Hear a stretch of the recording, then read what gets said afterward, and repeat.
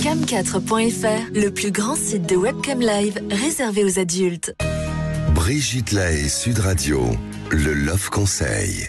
Alors Samuel Doc, je sais, vous êtes d'accord avec moi, le corps, l'esprit, ça communique sans arrêt et les massages, c'est important parce que c'est en quelque sorte une caresse gratuite qui fait du bien au corps et qui développe le sens du toucher chez le partenaire qui va masser, mais aussi sur celui qui se fait masser, puisque ça permet de se rendre compte que chaque partie du corps est sensible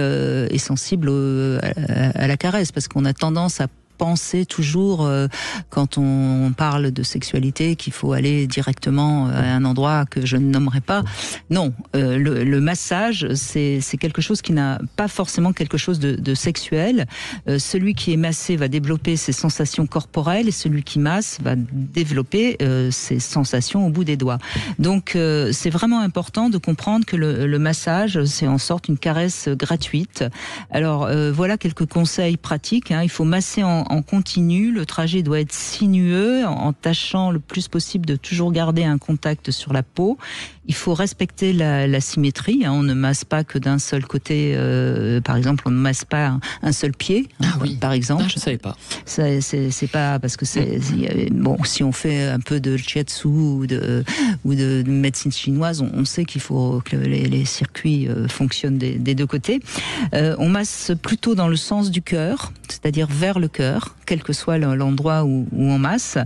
C'est-à-dire que par exemple, on va aller des orteils à la cuisse ou de la main vers l'épaule. Et puis, il faut toujours avoir les mains chaudes dès le départ. Le contact d'une main froide, ça crée une petite crispation qui n'est pas bonne. Et puis on utilise de préférence une huile, du talc, ce que vous voulez, mais quelque chose pour que justement ça glisse mieux sur la peau. Voilà. Ah mais alors ça c'est précieux parce que je savais pas du tout qu'il fallait respecter cette symétrie, qu'il fallait éviter les mains froides. Mais je valide complètement ce love conseil, puisque regardez, quand un tout petit vient au monde, qu'est-ce qu'on fait ? On le masse, on le caresse, on le cajole, on l'investit dans son identité corporelle. En fait, un massage, ça nous permet de retrouver aussi ses premiers émois, cette érogénéisation du corps. Je suis complètement d'accord. Mais là, je vais retenir ce que vous avez dit, Brigitte.